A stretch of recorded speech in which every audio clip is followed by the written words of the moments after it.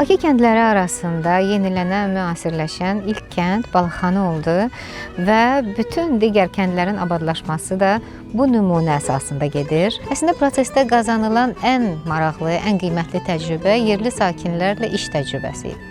Təsəvvür eləyin, öz adət-ənənəsi olan qədim, qapalı bir kənd.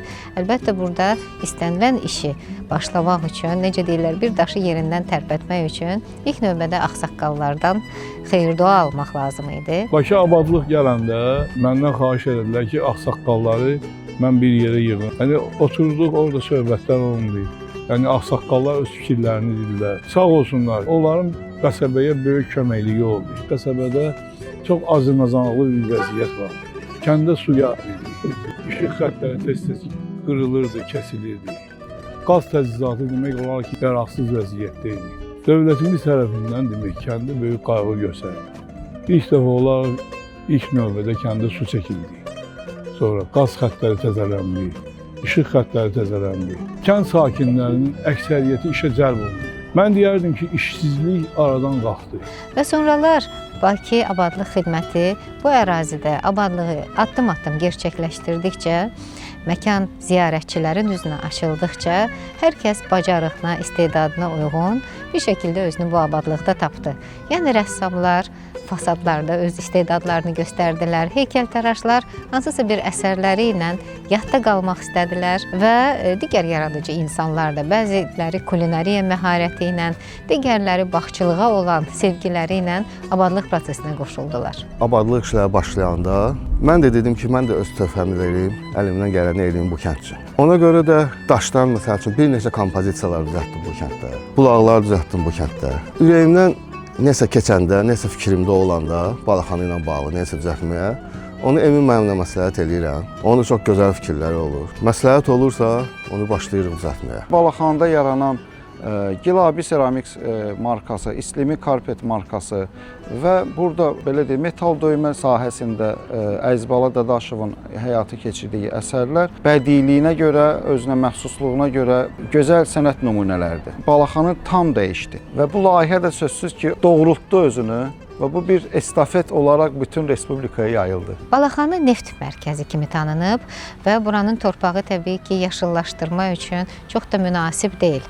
Amma bu gördüyünüz yaşıllıqlar, bu gördüyünüz ağaclar, çiçəklər peşəkar xidmətin və böyük zəhmətin nəticəsində ərsəyə gələn bir mənzərədir.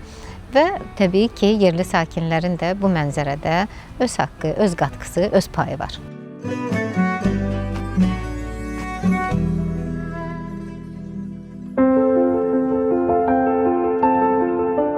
Dövlətin göstərişi ilə 2019-cu ildə Balaxanı kəndi Bakı Abadlıq Xidməti tərəfindən təmin olundu. Göründüyü kimi təmin işləri yüksək səviyyədə həyata keçirilib. Hal-hazırda Bakı Abadlıq Xidməti Balaxanının təmirinə, yaşıllığına, təmizliyinə nəzarət edir. Bu da yeni iş yerlərinin açılması deməkdir. Burada işləyənlərin əksəriyyəti kənd sakinləridir. Balaxanı Bakıya gələn turistlərin gəzinti yerinə çevrilib. Balaxanın girəcəyindən 3-cü mədən ərazisi deyilən yer var. Kəndin girişidir, yolun sağı solu, Eldar şamlarıdır, alyandrlardır, kiparız ağaclarından əkilib, Dirçəli küçəsidir, Mirzə Ələkbər Sabir küçəsi, bir də Səfəvlər küçəsidir. Orada divarlarda, dekorlarda güllərimiz var bizim. Mövsümə uyğun, yayda məsələn yaya uyğun güllər vururuq. Qış, payız aylarında həmən mövsümə uyğun güllər vururuq. Dövlətin icazəsi ilə kənd sakinlərinin həyətlərinə güllər qoyulub. Yəni onlar da ona qulluq eləyirlər, onun qarşılığında əmək haqqı alırlar. Abadlıq işləri başlanan zaman bitkilərin qulluğu bizə tapşırıldı. Biz də ki, o vaxtdan, o zamandan biz bu güllərə, bitkilərə biz qulluq edirik. Balaxanı yeni layihələrə açıqdır və yeni ideyaları gerçəkləşdirməyə hazırdır. Məsələn, Balaxanıda bir maraqlı güşə var. Bu il ekopark kimi həmin yerin məkanın təqdimatı keçirildi və Bakı məktəblərindən minlərlə şagird üçün eko-maarifləndirmə kursları keçirildi. Günü bugünə qədər yüzlərlə ağac əkildi bu eko-layihə çərçivəsində və indi gördüyünüz elə bu park da lap yenicə salınmış parkdır. Kiçik bir yer olsa da turistlər üçün çox maraqlıdır. Çünki buradan həm Balaxanını xarakterizə edən neft buruqları görünür, həm Balaxanının çox gözəl bir mənzərəsi açılır. Biz Balaxanı İnfoturda qonaqları qarşılayırıq, onlara ətraflı qəsəbə haqqında məlumat veririk. Eyni zamanda bizdə Balaxana Infoturda bəzi yerli istehsal olunan suvenirlərimiz var. Turistlər ilk növbədə tarixi abidələrlə maraqlanırlar. Neft bumundan sonra burada neft milyonçuların evləri saxlanılıb. Hansı ki, o da bizim turistik marşrutumuza daxildir. Onlar da nə ilə fərqlənir? Həm qırmızı, həm də sarı suvaqlı evlər adlandırırıq və üzərində bizim Azərbaycan xalq, belə deyim, xalça ornamentlərini də görə bilirlər. Biz Türkiye'den, Ankara'dan, Gazi Üniversitesi Şehir ve Bölge Planlama Bölümünden büyük bir grup olarak geldik.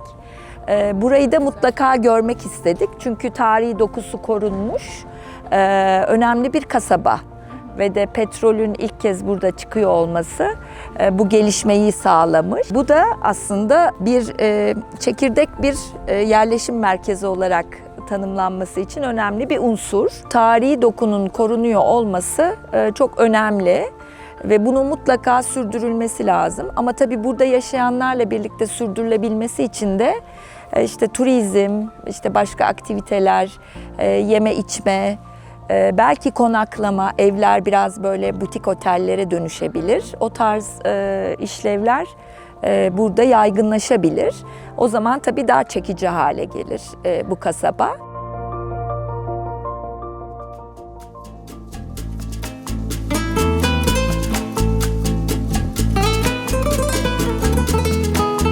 Mənim rəhmətli əmim Azərbaycanda tanınmış papaqçı idi.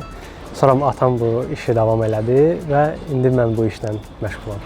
Azərbaycanlılar üçün papaq mərdlik simvoludur. Yəni o vaxtı qədimlikdə papaqsız kişi görməzdiniz. Hamı papaqda idi. Yəni balaca uşaqdan tutmuş, böyüyə kimi hamı papaq taxırdı. Bizim dükanda tikilən papaqlar sırf əl işidir. Ora ürəyimizi, canımızı qoyuruq. Yəni o hər tikilişini düppələn düz tikirik ki, müştəri gəlib baxanda həm də ki, keyfiyyətli bir parçalardan istifadə edirik ki, müştəri həmişə razı qalsın bizdən. Balaxanı kəndinə gələn insan heç fikirləşmir ki, mən bu kənddən gedim. Yəni fikirləşir ki, burada bir neçə bir ev olardı, alardı, qalardı. Bu cürlə inkişaf gedib Balaxanada, dəyişiklik olub. Kəndimi sevmək mənim borcumdur, kəndimin qulluğunda hazır olmaq mənim borcumdur. Bu kənddə orta əsrlər dövrünə aid, bəlkə də ondan qabaqki dövrlərə aid çoxlu miqdarda tarixi mədəni abidələr olmuşdur. Lakin onların bəziləri müəyyən səbəblərdən itib batıb getmişdir. Xüsusən Sovet hakimiyyəti dövründə maddi mədəni abidələrə qarşı belə qayğısızlıq nəticəsində bir çox Balaxana abidələri dağılıb getdi. O cümlədən indi burada gördüyümüz Hacı Şəhlər məscidi tamamilə bərbad bir vəziyyətdə idi və dövlətimizin qayğısı nəticəsində bu abidə bərpa olundu, tamamilə gözəl bir şəklə düşdü. Bundan başqa Balaxanada yerləşən qum hamamı, demək olar qumun içində batıb getmişdi.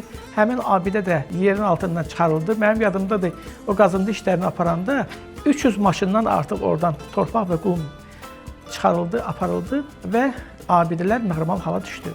Azərbaycan tarixinin istənilən dönəmində Balaxanının müəyyən bir yeri var.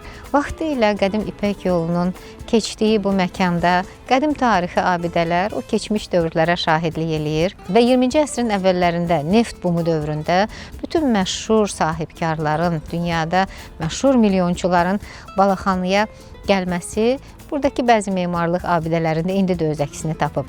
Balaxana indi də neft buruqları ilə diqqəti cəlb eləyir və təsadüfi deyil ki, bura gələn turistlər Balaxanını məhz dünyanı vaxtilə neftlə təmin eləyən və böyük savaşlarda böyük qələbələrə vəsilə olan bir məkan kimi tanımaq istəyirlər. Bütün bu hadisələr Balaxanını tək sənaye mərkəzi kimi yox, həm də mədəni mərkəz kimi məşhurlaşdırıb. Bildiyimiz kimi ilk filmin çəkilişi də bura ilə bağlıdır. İlk futbol komandasının yaradılması da Balaxanı ilə bağlıdır. Burada tamaşalar olub, çox maraqlı hadisələrlə yadda qalıb Balaxanı. Bugünkü gözəlliyini, bugünkü abadlığını, bugünkü müasir və rahat həyatını Balaxanı artıqlaması ilə haqq eləyib. Güman eləyirik ki, digər kəndlər də məhz bu model üzrə abadlaşacaq, gözəlləşəcək.